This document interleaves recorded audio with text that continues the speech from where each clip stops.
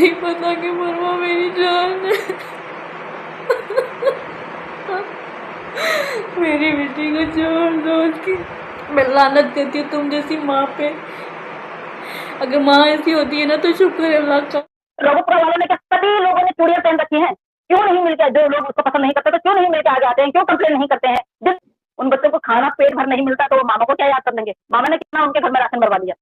आप बार बार धमकी ना दें हमें, आप बार बार आके धमकी ना दें। और इस माँ बाप का इंटरव्यू क्या इंटरव्यू देगा, ये नप्पू अपने आप को बाप बोलता है तो शर्म नहीं आती है। तुम हिंदुस्तान में रहते हो, कहाँ तुम कौन सी जगह रहते हो। ये तुझे तो तू इतनी बेगैरत हो गई है, नाचते नाचते तो वहां से लहराती लहराती जाती है उस ओबरा तकरी। इस तरह के बच्चों को कपड़े पहनाती हो। तुम्हारे बच्चों की प्राइवेट पार्ट तक को लोगों ने नहीं छोड़ा, उसकी वीडियो बना बना के पैसे कमाए हैं। मैं लानत करती हूँ तुम जैसी माँ पे। अगर माँ ऐसी होती है ना तो शुक्र है अल्लाह का कि हम लोग यतीम हैं। कैसी माँ हो तुम, अपने लिए बच्चों को छोड़ दो। खुदा के वास्ते बच्चों की ज़िंदगी बच लो। वो बेचारे तुम्हारा, उनका क्या कसूर है, उनका यही कसूर है कि तुम उनकी माँ हो। ऐसा मत करो, खुदा के खौफ से डरो। कुछ तो खुदा के खौफ से डरो। कैसी औरत हो तुम, कैसी माँ हो तुम, कैसी बहन हो तुम। तुम्हें मेरे आंसू नहीं नजर आते क्या? तुम्हें नहीं पता कि मरवा मेरी जान है। मेरी बेटी को छोड़ दो, उसकी जान बच लो। तुम्हारे मासूम बच्चों ने तुम्हारा क्या बिगाड़ा है? कैसी जलील औरत हो तुम। एक दिन जरूर इंसाफ होगा, याद रखना। खुदा की दर घर देर होती है, देर नहीं होती। इंशाल्लाह इंशाल्लाह तुम्हारा अंजाम ज़रूर होगा। और मैं भारत सरकार से कहना चाहूँगी कि आज जो बच्चे इस हाल में ना, उसकी जिम्मेदार कौन है? कौन जिम्मेदार है? उसका जिम्मेदार उसकी माँ है, उसकी जिम्मेदार आपकी सरकार है। दूसरा साल चल रहा है, अब तक आप लोगों ने हैदर भाई के साथ इंसाफ नहीं किया। उस घटिया औरत की सपोर्ट करते हैं आप लोग। शर्म आनी चाहिए उन लोगों को जो सीमा की सपोर्ट करते हैं। क्या आप लोगों की अपनी बेटियां नहीं है? आपके अपने बच्चे नहीं हैं? क्या आप लोग चाहोगे कि आपके बच्चे जो इतने अच्छे थे, जो इतनी खुश ज़िंदगी गुजारे थे, वो ऐसी ज़िंदगी गुजारे? उसकी सपोर्ट करते हो? शर्म आनी चाहिए उन लोगों को भी जो उसकी सपोर्ट करते हैं। डूब के मर जाना चाहिए। आपको क्या लगता है कि बच्चों ने अपने मन से बोला होगा? जिन बच्चों ने आज तक पब्लिकली, जिन बच्चों को आज तक ये नहीं दिखाई दिया कि उन्होंने अब्बू जान बोला है, वो मामा को बुला लेंगे। उन बच्चों को खाना पेट भर नहीं मिलता तो वो मामा को क्या याद कर लेंगे। मामा ने कितना उनके घर में राशन भरवा दिया। जरा मामा दिखाए पर्चियां, मामा दिखाए उस स्टोर की पर्चियां कि भाई हाँ मैंने इतना अनाज भरवाया अपनी बहन के घर में, अपने भांजाओं के लिए। कितने जोड़े कपड़े बनाए उन्होंने जो मामा को याद करेंगे। ऐसे कंस मामा तो 10 बन जाते हैं। और एक कार लगाई मामा को, मामा के पास वीडियो भी नहीं गई और मामा पहुंच भी गया वहां पे, तो बड़ी कमाल की बात है। जिस तरह से आज इनके सो कॉल भ्राताश्री आए थे, भ्राताश्री को शर्म भी नहीं आ रही है। आप आके उन बच्चों को, आप एक को कहते कि वकील बनाना है, एक को कहते डॉक्टर बनाना है, एक को कहते टीचर बनाना है, एक को कुछ भी बोलते हैं, और आप उन बच्चों को ये सिखा रहे हो कि बद्दुआएं देना। आप उन बच्चों को ये सिखा रहे हो कि तुम बद्दुआएं दो उनको, कि जो तुम्हारे लिए गलत बोल रहे हैं। मैं एपी सिंह जी आपको फिर दोबारा से चैलेंज कर रही हूँ, कहीं से भी किसी भी चीज वीडियो उठा के देख लीजिए कि बच्चों के प्रति किसी ने भी गलत बोला हो, किसी ने भी। आप बार बार धमकी ना दें हमें, आप बार बार आके धमकी ना दें। और इस तरह से आप जो बच्चों को धमका रहे हैं, बच्चों को जो सिखा रहे हैं ना, तो ये मामा ना इस तरह से नहीं सिखाता है। और आप उनको वकील कहाँ से बना लेंगे? जरा आप दिखाइए, उनका बर्थ सर्टिफिकेट दिखा दीजिए, सिर्फ हमें बर्थ सर्टिफिकेट दिखा दीजिए, उन बच्चों के शनाख्ती कार्ड दिखा दीजिए, उनकी माँ का शनाख्ती कार्ड दिखा दीजिए। क्योंकि जब स्कूल में बच्चों को एडमिशन करते ना, पता है कितना डॉक्यूमेंटेशन होता है। पहले के जमाने के जब आपने लॉ किया था ना, वो जमाना छोड़ दीजिए। आप स्कूल में गए, नाम लिखवाया और बैठ गए दरी में, वो जमाने नहीं है। अब माँ बाप का इंटरव्यू होता है। माँ बाप का इंटरव्यू, क्या इंटरव्यू देगा ये नप्पू अपने आप को बाप बोलता है तो?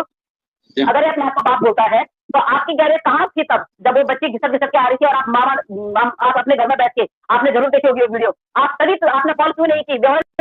ये बच्ची घिसक घिसक के जा रही है और तो उसमें बैठा हुआ है, क्या बोलते हैं, लाइन में बैठा हुआ है, तो दूसरे किसी और थर्ड पर्सन को बोल रहा है उसको उठाने के लिए। क्यों लगाएंगे बच्चियों का कोई गैर मर्द हाथ, कोई गैर लड़के हाथ क्यों लगाएंगे? सीमा मर गई है क्या जिनके घर में रखी गई है? क्या ये घर वाले मर गए हैं? वो जो बुद्धि जो आती है दांत फाड़ने के लिए, और वो बच्ची वो 64 दांतों वाली आती है, वो मर गए थे क्या? वो बच्ची को उठा के पिला नहीं सकते थे? गैर लड़के से तुम हाथ लगवा रहे, 2-4 साल बड़ा होगा वो उस लड़की से, उसने किस तरह उस बच्ची को पकड़ा है? क्या उसके हाथ देखे उसने कि उसके हाथ कहाँ लगे उसके?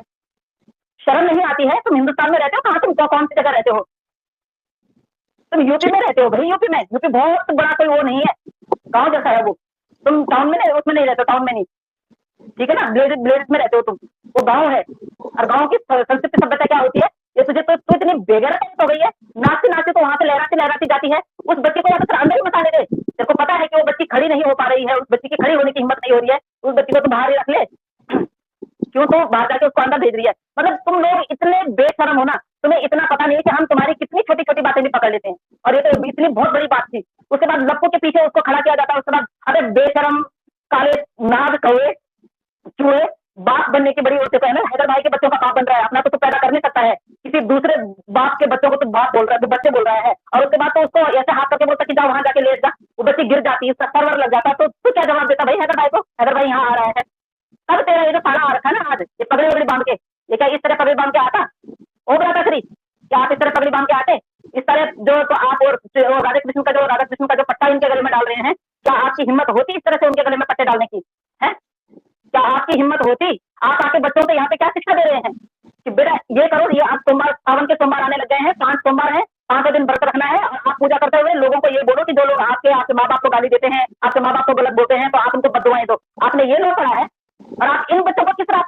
कौन से राह पे ले जा रहे हो, कौन से लॉयर हो आप, कौन से मामा हो आप, कंस मामा ने भी इतना नहीं सिखाया अपने भांजे को, उन्होंने जो भी किया वो सतीत की बातें हैं, आप वो सतीत की बातें यहाँ मत दोहराइए, आप मामा के नाम पे धब्बा हैं, भ्राताश्री, अभी तक आपको आप बोल रहे हैं, आप आके जो धमकी देते हैं ना, इन धमकियों का भी हम देख लेना, फिर मुंह तोड़ जवाब देना जानते हैं हम।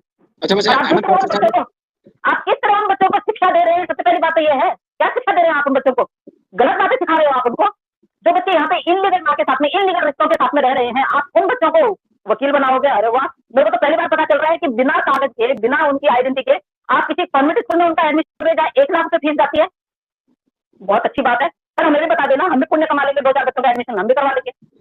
तो आप कितना झूठ बोलोगे, और इस बेवकूफ औरत को, बेशरम औरत को इतना पता नहीं चल रहा है कि जब से ये आई है तब से झूठ परोस रही है, और झूठ के साथ में झूठ, मतलब आप ही देखिए, अगर सच बोलती तो इसको कभी भी एक ही, आप एक क्वेश्चन पूछिए इसको, इसने उसके 3-4 आंसर दे रखे होंगे, अगर ये सच्ची होती तो एक ही जैसा आंसर देती, क्योंकि सच्चाई कभी याद नहीं रखनी पड़ती है, और झूठ को जो है वो सोचना पड़ता है, झूठ के लिए कई बार बहाने मारने पड़ते हैं। तो पहले गुलाम हैदर भाई से ही ले लीजिए, इसने बोला गुलाम हैदर को सऊदी मैंने भेजा, एक एग्जाम्पल दे दी, कुछ दिनों बाद इसकी स्टेटमेंट आती है कि नहीं वो गाँव गया हुआ था कागज वागज बनाने के लिए, वो वहीं से वहां चला गया था, 6 महीने बाद मुझे पता चला, जबकि गुलाम हैदर भाई वही आया, एक दिन रुका, फिर उसके दिन नेक्स्ट डे वो उसकी फ्लाइट थी, उस दिन भी ये इनके साथ में, उस दिन भी वो बेचारा रिक्शा चला के, और वो चाहता तो ये करता कि भैया चलो आज आखिरी वो है, तो मैं भी चलो घूमने फिरने चलता हूँ, घर में रहूँ आराम करूँ, उस दिन भी वो रिक्शा चला के रात को रिक्शा चला के आया, उसके बाद वो फ्लाइट लिया उसने, उसके बाद फिर ये लास्ट में कहती कि मुझे तो पता ही नहीं है भैया कब गया, मेरे को तो 4 साल पहले तलाक दे चुका था।